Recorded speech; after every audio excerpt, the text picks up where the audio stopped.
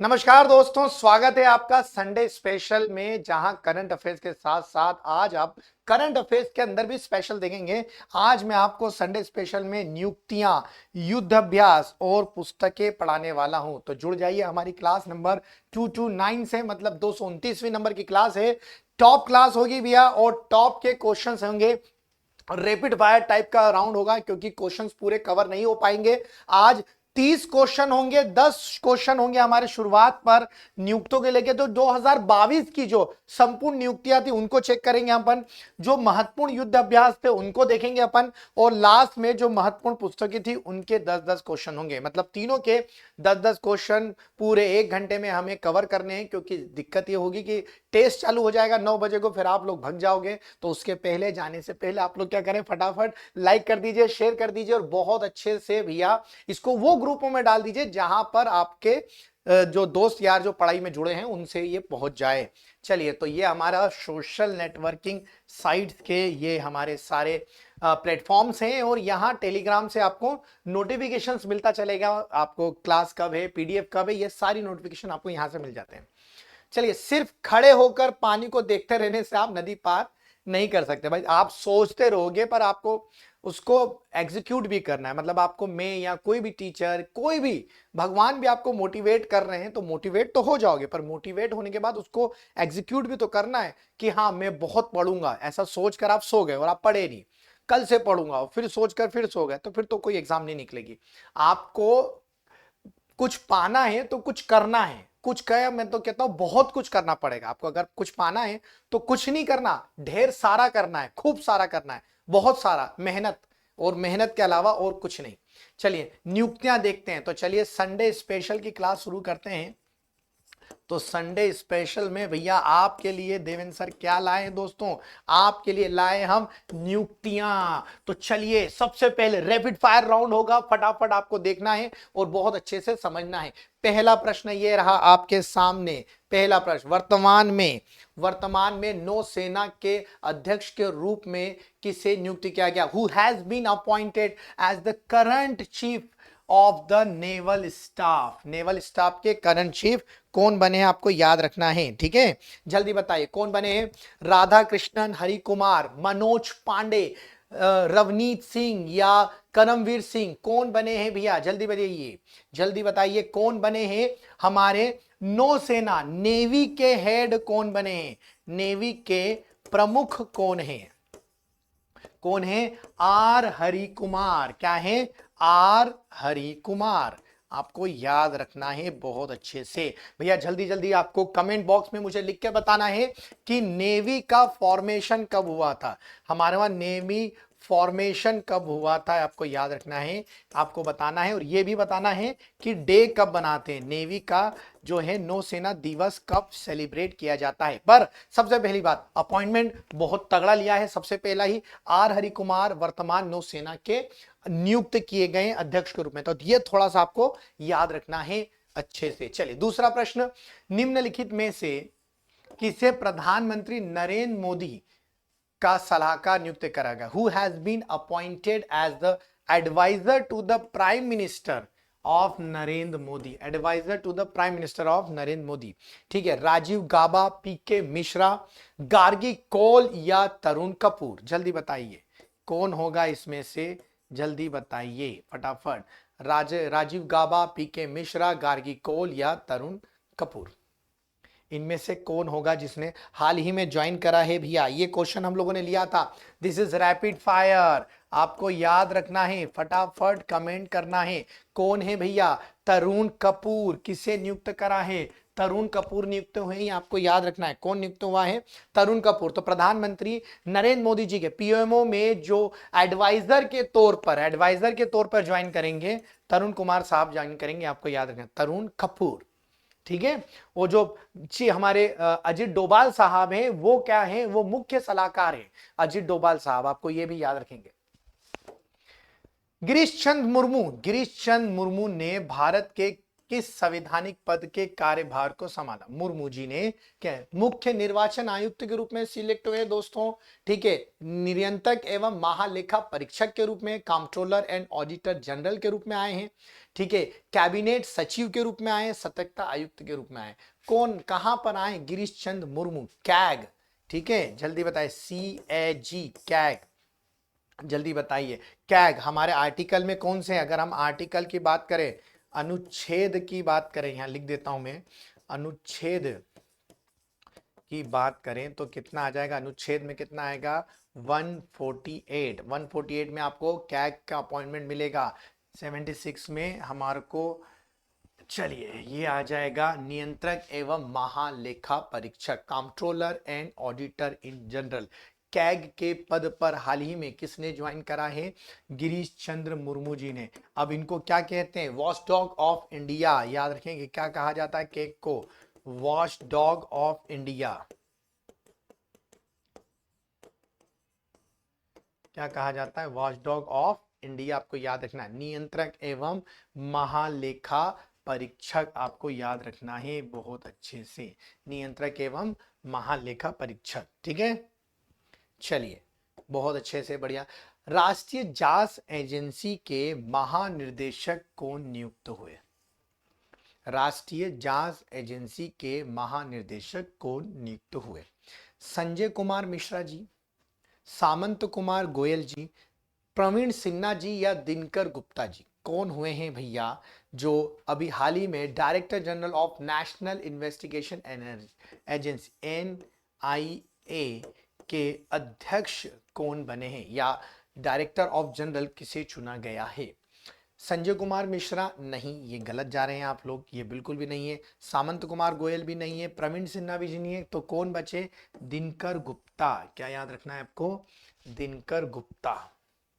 NIA, आपको यहां comment box में लिखना है NIA का स्थापना दिवस कब है, कब स्थापना हुई? नेशनल इन्वेस्टिगेशन एजेंसी की स्थापना कब हुई? अस्तित्व में NIA कब आया? फटाफट कमेंट में लिख के बताइए NIA अस्तित्व में कब आया। अगला देखते हैं, 22वें विधि आयोग का अध्यक्ष किसे चुना गया? विधि आयोग, who has been appointed the second 22 chairman of law commission. विधि आयोग, आपको याद है विधि आयोग जब पहली बार बना था तो विधि आयोग के अध्यक्ष कौन थे? लॉर्ड मेकाले, लॉर्ड मेकाले साहब, ठीक है। विधि आयोग के अध्यक्ष के रूप में इन्होंने ज्वाइन करा, तो भारत की विधि के जनक भी लॉर्ड मेकाले साहब को ही बोला जाता है, ठीक है। अब बताते हैं, संजय चंदर, प्रदीप चंद्रन नायर या ऋतुराज अवस्थी या एस किशोर, कौन है भैया? जल्दी बताइए कौन रहेंगे 22वें किसके रूप में? कौन आए? ऋतुराज साहब आए। कौन आए? ऋतुराज अवस्थी हैं जो विधि आयोग के चेयरमैन बने, आपको याद रखना है। दोस्तों आप मुझे कमेंट बॉक्स में एक्ट बताइए कि किस एक्ट के तहत लॉर्ड मेकाले का विधि आयोग गठित हुआ था और विधि आयोग में उन्हें नियुक्त किया गया था ऐसे अध्यक्ष के रूप में। कौन सा एक्ट था? 1813 था, 1833 था या 1853 था? फटाफट कमेंट करके मुझे बताइए कि कौन सा एक्ट था, ठीक है। चलिए आगे मूव करते हैं। प्रवर्तन निर्देशालय के वर्तमान मुखिया कौन है? Who is the present head of enforcement department?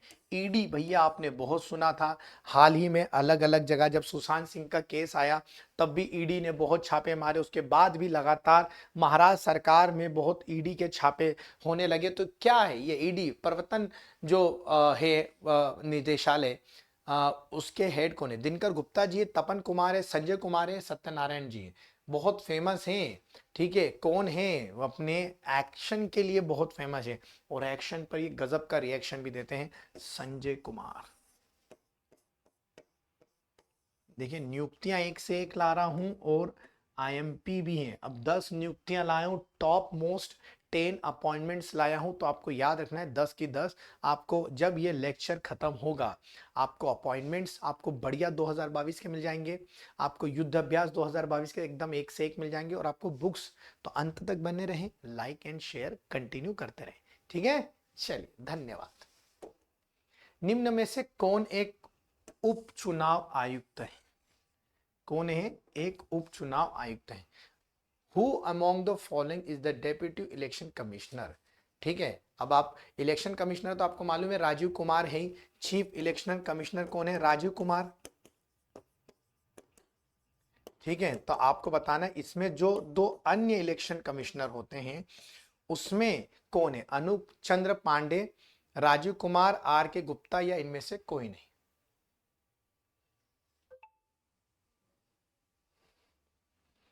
जल्दी बताना है आपको फटाफट।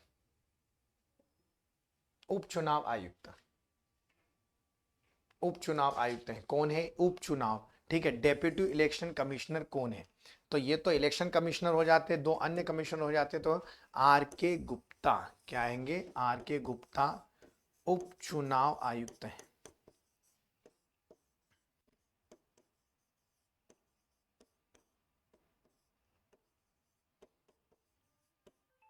ठीक है, उपचुनाव आयुक्त हैं, आपको याद रखना है। ठीक है, चलिए आगे बढ़ते हैं दोस्तों।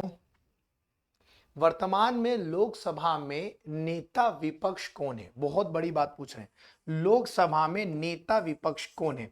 आपको मालूम है जो लोकसभा का नेता विपक्ष होता है इसे कहा जाता है, ठीक है, छाया प्रधानमंत्री। क्या कहते हैं? छाया प्रधानमंत्री।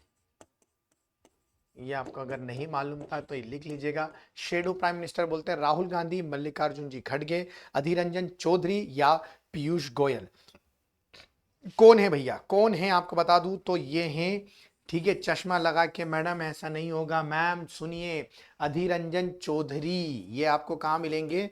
लोकसभा में। और मल्लिकार्जुन जी खड़गे आपको याद रखना है ये थे, मगर इनको क्या बना दिया गया है? मल्लिकार्जुन को ये पहले राज्यसभा में थे। मैं थे क्यों बोल रहा हूं? क्योंकि अब इनको कांग्रेस का क्या बना दिया है? कांग्रेस का अध्यक्ष बना दिया गया है।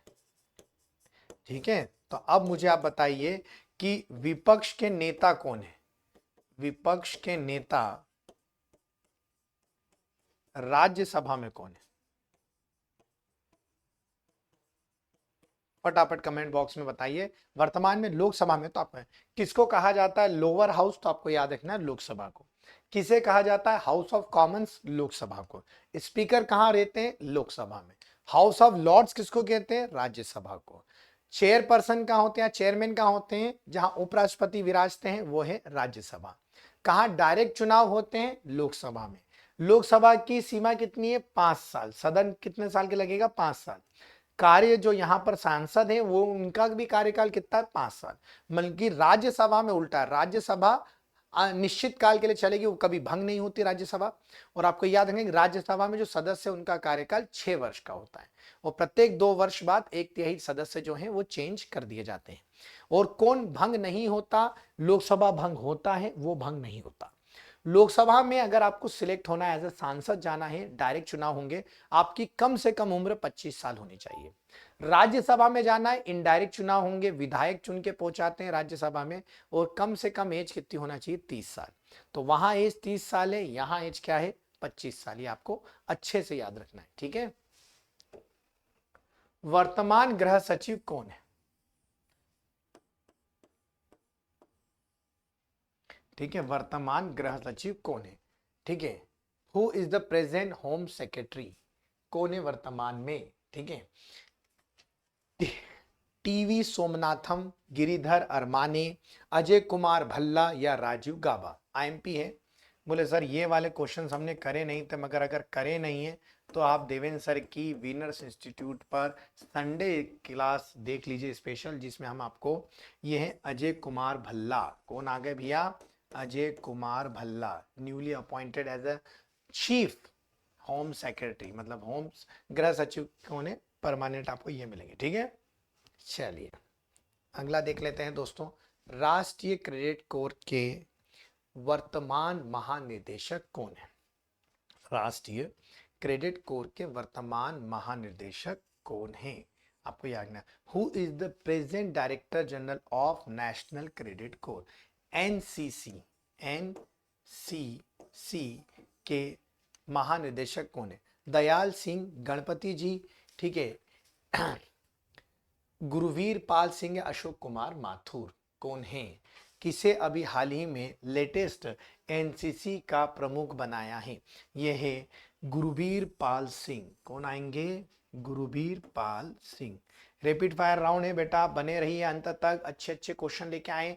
10 आपके कवर अप हो चुके हैं। ये 10 प्रमुख अपॉइंटमेंट मैंने आपको बताए जो जरूरी है और जरूरी आपको याद भी रखने हैं बहुत अच्छे से।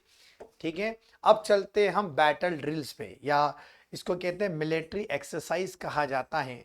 ठीक है, युद्ध अभ्यास, और 2022 में कहां कहां युद्ध अभ्यास हुए ये जरूर पूछा जाता है, वो आपको यहां हमारे साथ देखना है। चलिए तो देखते हैं पहला प्रश्न क्या आ रहा है। उदार शक्ति अभ्यास भारत और किस देश के बीच में हुआ? जल्दी बताइए। उदार शक्ति अभ्यास बहुत आईएमपी है। उदार शक्ति अभ्यास भारत और किस देश के बीच में आयोजित हुआ? मलेशिया, थाईलैंड, वियतनाम या श्रीलंका?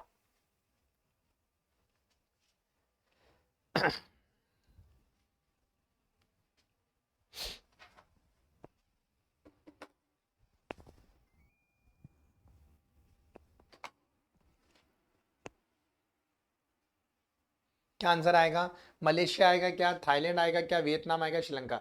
उदार, उदार शक्ति याद रखेंगे ये किसमें हुआ? भारत और मलेशिया के बीच में हुआ है। किसके बीच में हुआ है? भारत और मलेशिया के बीच में।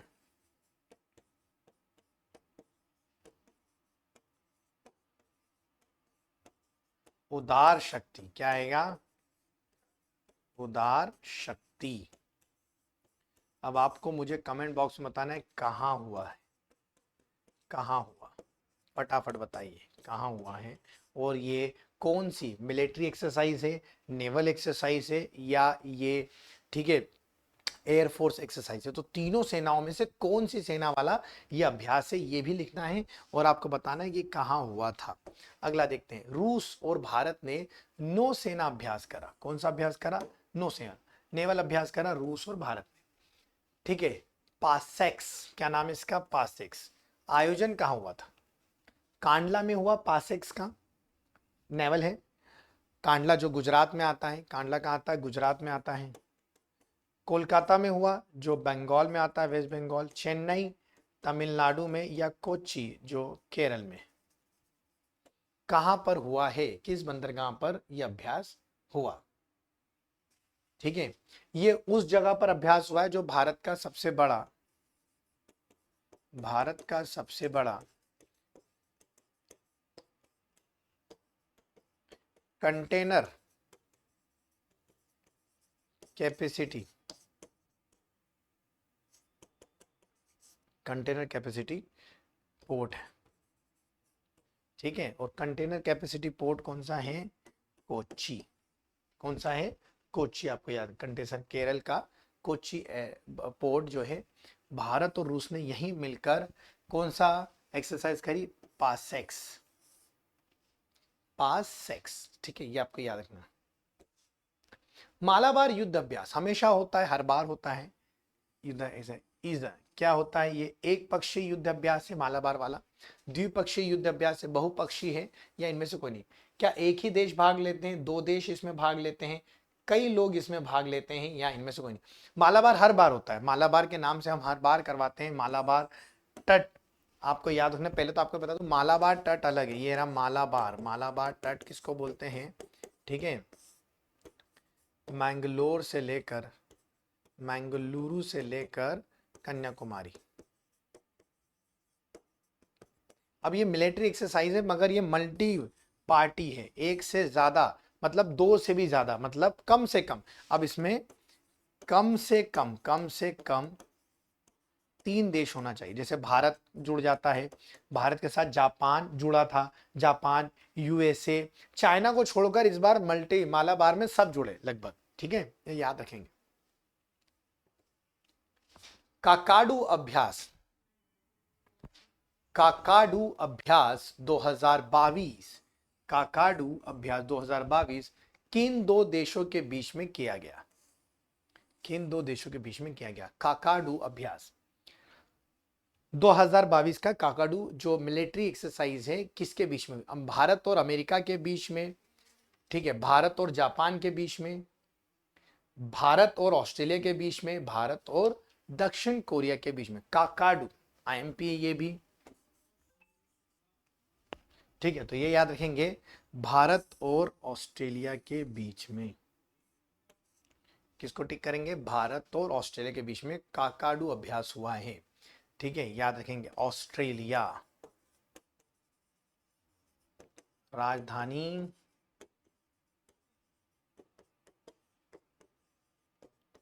कैनबेरा, ठीक है। और आपको याद है ऑस्ट्रेलिया का इकलौता ऐसा महाद्वीप है, एक ऐसा महाद्वीप जहां एक भी ज्वालामुखी नहीं,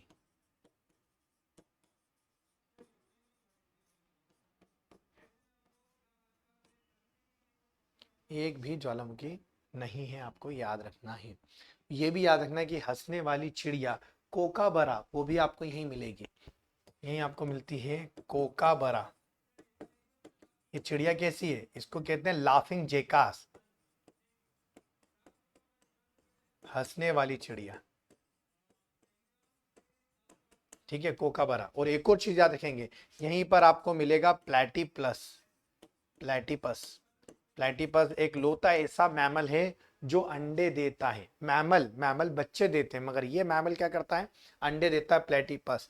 यहीं पर आपको मिलेगा लायर बर्ड,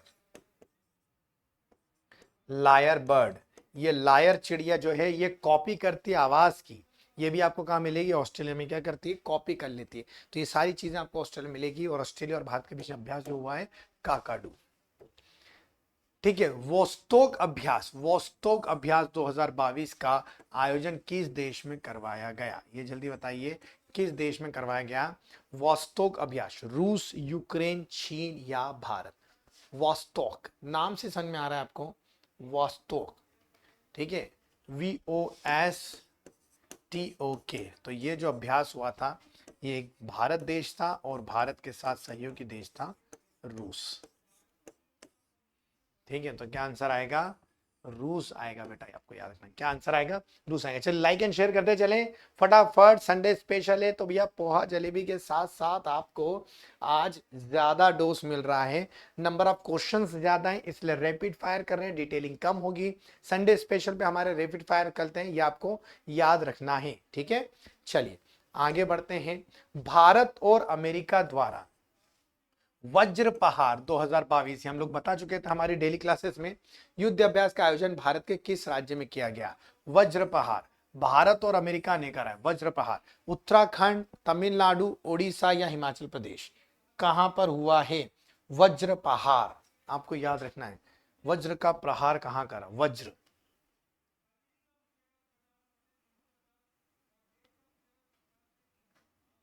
चलिए फटाफट।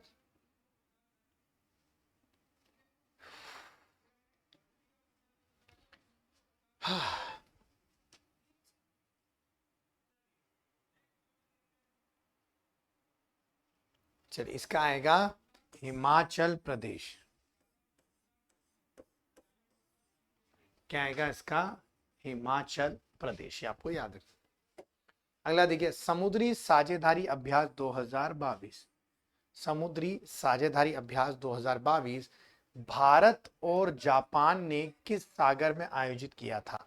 समुद्री साझेदारी किस किस के बीच में हुई थी, भारत और जापान के बीच में। देखिए युद्ध अभ्यास के लिए भी आपको थोड़ा सा फोकस होकर चीजों को समझना है कि आपको युद्ध अभ्यास में भी क्या है कि समुद्री साझेदारी भारत और जापान में आयोजित हुई थी, आपको याद रखना है। चलिए, maritime partnership exercise 2022 has been organised by India and Japan in which, कहां पर समुद्री साझेदारी कर रहे थे ये, दक्षिण चीन सागर में दोनों मिले थे भारत और जापान, पॉसिबिलिटीज कम लगती, चाइना अपने को अलाव ही नहीं करता। पीला सागर, येलो सी, इसको भी, ये भी पूर्वी पूर्वी चाइना सी है ना, पूर्वी चीन सागर बोलते हैं, इसी का नाम है येलो सी। अंडमान सागर या जावा सागर, तो हमारे वहां ये दोनों अभ्यास कर पाए, ये जगह सिर्फ अंडमान सागर है, ये आपको बहुत अच्छे से याद रखना है। ये कौन सी है भैया, अंडमान सागर, क्योंकि यहां तो चाइना हमें अभ्यास करने ही भी नहीं देगा। ताइवान के साथ हम कुछ अभ्यास करने की कोशिश भी करते हैं, जापान के साथ, तो वो तो कहता है कि चीन सागर में उसके अलावा कोई मूवमेंट कर ही नहीं सकता, इसलिए हमने समुद्री साझेदारी कहां करी? अंडमान सागर में, जो हमारे एरिया में आता है।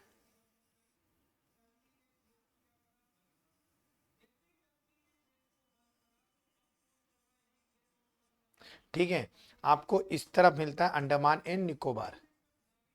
ठीक है, और इधर भी है, इधर ही है अंडमान सागर, अंडमान सी, आपको याद रखना।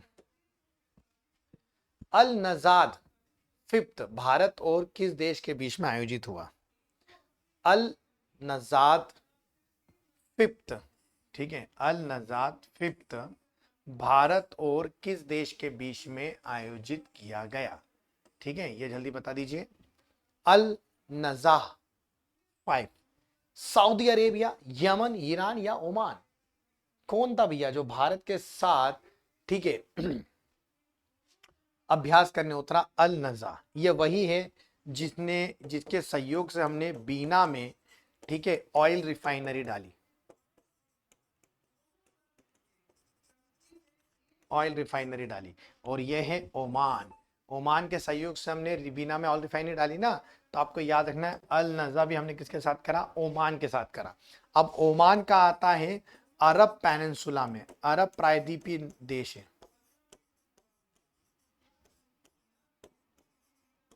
ठीक है, आपको याद रखना है। और मुझे फटाक से क्वेश्चन करके बताइए कमेंट करके, राजधानी ओमान की क्या है? राजधानी ओमान क्रिकेट बहुत अच्छा खेलती है, और अभी हाल ही में कुछ दिन पहले रॉबिन सिंह यहीं के कोच बने थे ओमान के। ठीक है, तो राजधानी मुझे कमेंट करके फटाफट बताइए क्या होगी राजधानी।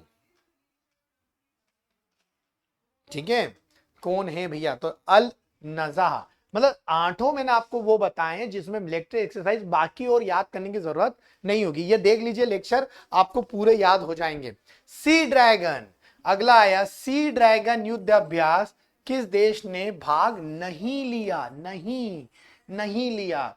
इन which country has not participate in the Sea Dragon war exercise? Sea Dragon में किसने भाग नहीं लिया? चलिए, भारत, कनाडा, दक्षिण कोरिया या चाइना? भाई भारत ने सी ड्रैगन अभ्यास करवाया तो किसने भाग नहीं लिया? सोच समझ के बोलिएगा। उसी ने भाग नहीं लिया जिसे ड्रैगन कहते हैं। आपको मालूम है चीन को क्या कहते हैं? ड्रैगन। अपने आप को ये क्या कहता है? ड्रैगन कहता है। और इसी ने भाग नहीं लिया।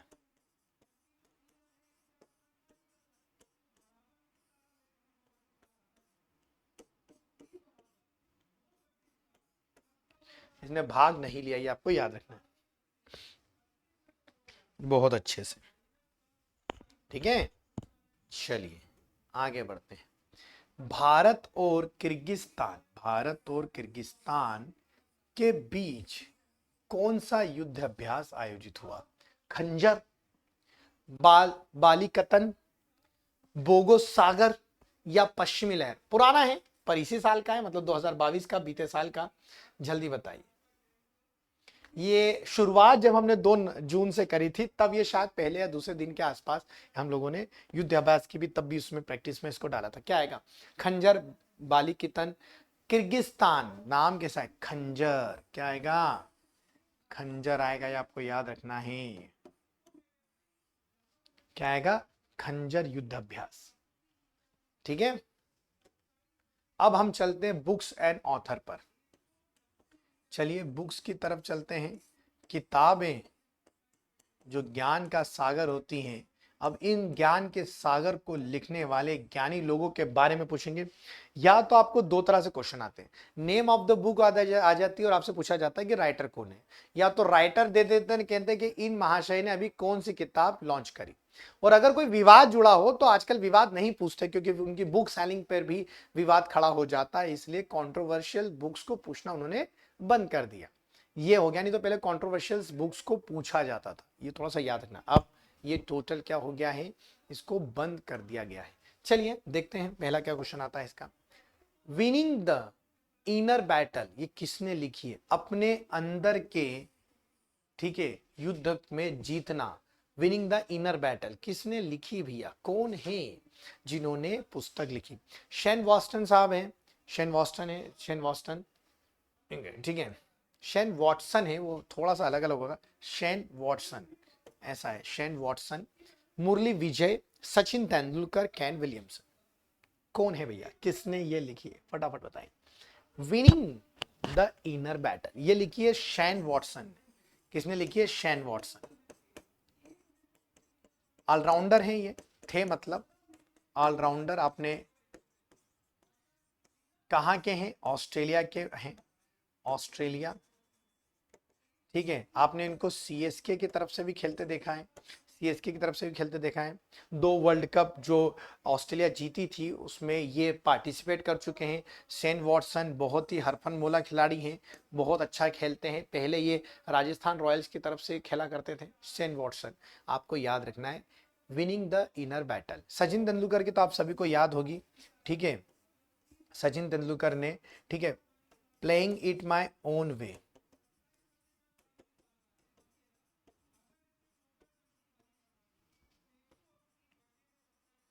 Playing it my own way, आपको याद रखना, ये सचिन की ऑटोबायोग्राफी है। अमित कुमार ने कौन सी पुस्तक लिखी, which of the following has been written by the Amit Kumar. The blue book, Bharat Africa संबंध, ऑपरेशन खत्म, या इनमें से कोई नहीं। अमिताभ कुमार, सॉरी मैं अमित बोल रहा हूं, अमिताभ कुमार ने कौन सी बुक लिखी।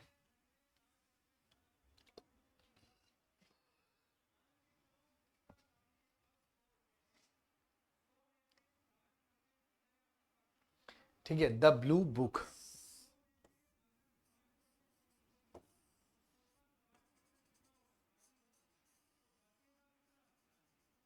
द ब्लू बुक आपको याद रखना, अमित कुमार ने कौन सी पुस्तक लिखी, द ब्लू बुक,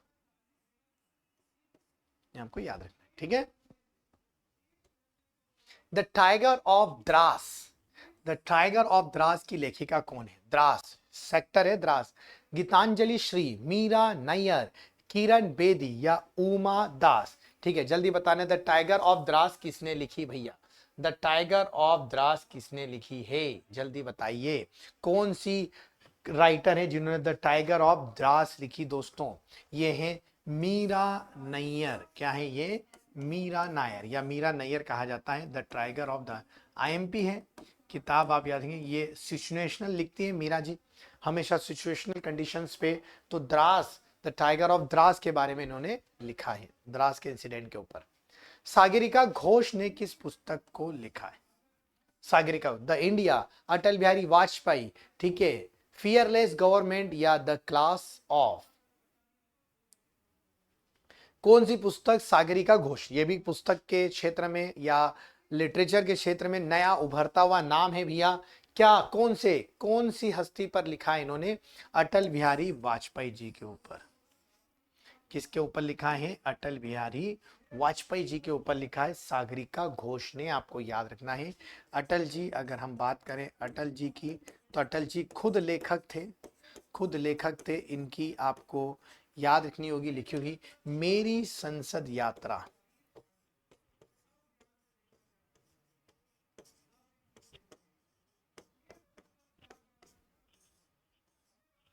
मेरी संसद यात्रा, आपको लिख याद रखना है। अटल जी के, अटल जी का संबंध कहां से है,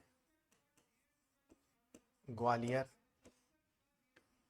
25 तारीख को अटल जी के उसमें क्या मनाया जाता है, सुशासन दिवस, क्या मनाया जाता है, सुशासन दिवस, आपको याद रखना, दिसंबर 25।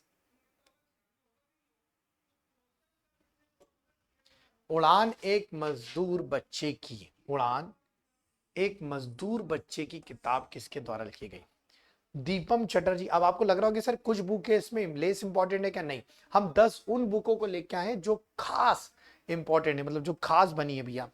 दीपम चटर्जी, जिमी सोनी, मिथिलेश तिवारी, या गीता पीरामल, जल्दी बताइए।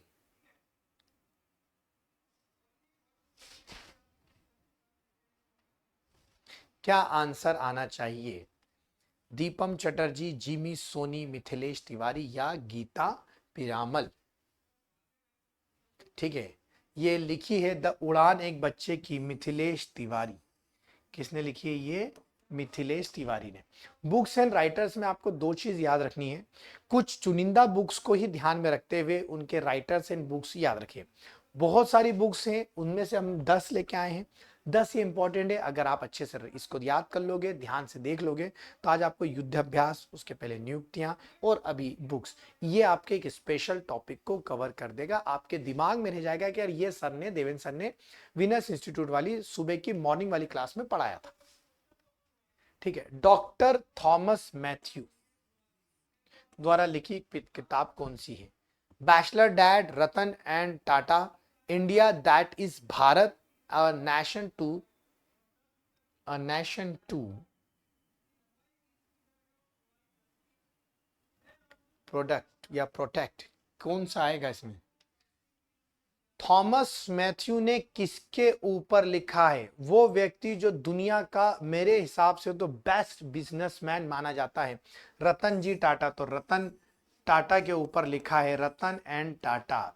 अपने आप में रतन है भैया वो, ठीक है। भारत के सबसे बढ़िया, मैं तो कहूंगा व्यापारी तो बोलना ही नहीं चाहिए भैया ये। तो डॉक्टर थॉमस मैथ्यू ने रतन टाटा के नाम, रतन एंड टाटा, ये किस पे लिखी है? ये बुक है रतन टाटा के ऊपर।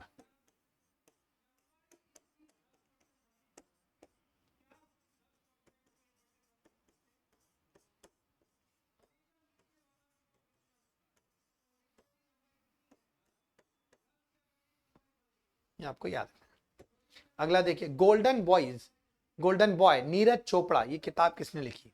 वह लड़का जो भैया स्वर्ण पदक लेके आया था ओलंपिक में, दूसरे ओलंपिक ऐसे गोल्ड मेडलिस्ट बने इंडिविजुअल। अभिनव मिश्रा लेके आए थे शूटिंग में, उसके बाद हमारे नीरज चोपड़ा लेके आए, ठीक है, गोल्डन बॉय बने हैं। जल्दी बताएं, who is the author of the book golden boy Neeraj Chopra? Bhupendra Yadav साहब ने लिखी है, विनोद राय साहब ने लिखी है, नवदीप सिंह ने लिखी है, प्रेम रावत जी ने लिखी है। जल्दी बताइए किसने लिखी है? ठीक है, गोल्डन बॉय नीरज चोपड़ा। चलिए फटाफट लाइक एंड शेयर करते चलिए, मैं बोल रही नहीं रहा हूं इसका मतलब ये नहीं। ठीक है, किसने लिखी है? नवदीप सिंह। किसने लिखी है? नवदीप सिंह ने लिखी। किसने लिखी है? नवदीप सिंह ने लिखी है। आपको याद रखना है किसके ऊपर है भैया? नीरज चोपड़ा जी के ऊपर। और नीरज चोपड़ा में आप देखा है ओलंपिक गोल्ड मेडल, ठीक है। नीरज चोपड़ा कहाँ के हैं? हरियाणा के। भारत के दूसरे गोल्ड मेडलिस्ट, भारत के सेकंड। पहले कौन बने थे? अभिनव बिंद्रा।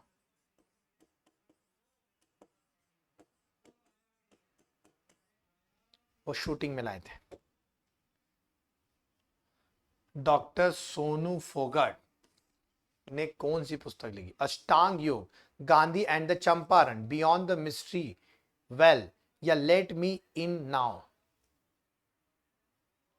किसने लिखी है? सोनू फोगट ने कौन सी किताब लिखी है? सोनू फोगट ने कौन सी किताब लिखी है? जल्दी बताइए। ये है दोस्तों अष्टांग योगा। क्या आएगी ये? अष्टांग योगा। रैपिड फायर राउंड चल रहे हैं भैया, आपको याद रखना है अष्टांग योगा। क्या आएगा? हमने सेक्शन बांट दिए, 10-10 करके सेक्शन बांट गए। क्वेश्चन नंबर 28 है, आपको 8 दिख रहा है। अष्टांग yoga. The mid way battle किसकी रचना थी? द मिड वे बैटल किसकी रचना थी? फटाफट बताए, द मिड वे बैटल किसकी रचना? Subhash Garg, doctor A Surya Prakash, Dhirendra Jha, Gautam Chintamani. ठीक है, जल्दी बताइए किसकी रचना थी? द मिड वे बैटल किसकी रचना थी? जल्दी बताइए, द मिड वे बैटल किसकी रचना थी? फटाफट। मालूम है बड़ा मुश्किल होता है बुक्स को याद रखना, मगर ये 10 तो याद ही रख लेना आप। कोई और कुछ याद रखो ना, ये रखो, ये 10 तो याद रख लेना बहुत अच्छे से।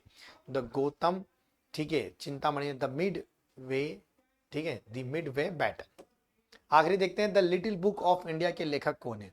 रास्किन बॉन्ड, राय बहादुर राय, राम बहादुर राय, सुरजन रॉय, या प्रकाश सिंह? ये आपको रखना है याद कि कौन सा इसमें आंसर सही होगा। फटाफट बताइए कौन सा आंसर सही होगा, जल्दी बताइए। किसने लिखी the little book of India, किसने लिखी? बहुत फेमस है the little book of India, ये उस व्यक्ति ने लिखी है रास्किन बॉन्ड। क्या नाम है इसका? Raskin bond. तो दोस्तों आपको ये ध्यान में रखना होगा, हमने 10 प्रश्न जो करें, 10 प्रश्न नियुक्ति पर, आज आपको टॉप नियुक्तियां बताई। 10 प्रश्न जो हमने करें ये आपको बता युद्ध अभ्यास पर, इसको रिवाइज कर लीजिएगा। और लास्ट के 10 प्रश्न जो हमने करें आज रैपिड फायर में, ये हमने करें बुक्स पर, पुस्तक। ठीक है, तो आज का संडे रैपिड फायर जो राउंड लगा है ये आपके लिए एक रिवीजन क्लास होती है। कैसी होती है? ये रिवीजन क्लास होती है, आपको याद है। तो आप मेरे को स्कोर जरूर बताइएगा लिख के कि क्या स्कोर रहा आपका। ठीक है, ई मैगजीन करंट अफेयर्स की हर महीने हम लोग इशू करते हैं, तो आपको ये भी याद रखना है कि ई मैगजीन हमारी निकलती है हर मंथ, उसमें करंट अफेयर्स सारा मिल जाएगा। और नई चीज हमने चालू करी है, हम लोगों ने विनर्स शॉर्ट्स चालू करे, जिसमें आपको कुछ लेटेस्ट चीजें, इसमें कुछ अनोखी चीजें इसमें देखने को मिलेगी। ये हमारे पूरे कोर्सेज है दोस्तों, और बाय 1 गेट 2 ऑफर अभी भी चल रहा है। ठीक है, व्यापम के कोर्सेज हैं, फाउंडेशंस के कोर्सेज हैं। ठीक है, रेलवे और एमपीपीएससी, मैं आपको यहाँ मिलूंगा। एमपीपीएससी 3 बजे मेरा लेक्चर भी रहता है। मेंस और प्री का आप जरूर देखें एक बार। फिर एसएससी, बैंकिंग, हमारी सोशल साइट्स, और अब लास्ट में आपको लेक्चर के बारे में। चलिए तो दोस्तों आज हमारा रैपिड फायर था, डिटेलिंग मैंने नहीं दी है क्योंकि पूरे 30 क्वेश्चन करना मुश्किल हो जाता है। तो आज आपको हमने सेक्शन बांटकर ये जानकारी दी। मंडे मिलते हैं धमाकेदार, वही हमारे पुराने पैटर्न पे कि अंतर्राष्ट्रीय, राष्ट्रीय और मध्य प्रदेश से जुड़ी हुई चुनिंदा खबरों को। तो आज हमें इजाजत दीजिए। तो this is Devendra Singh Yadav signing off today. Enjoy your Sunday, make it cool and make it very useful. जय हिंद, जय भारत।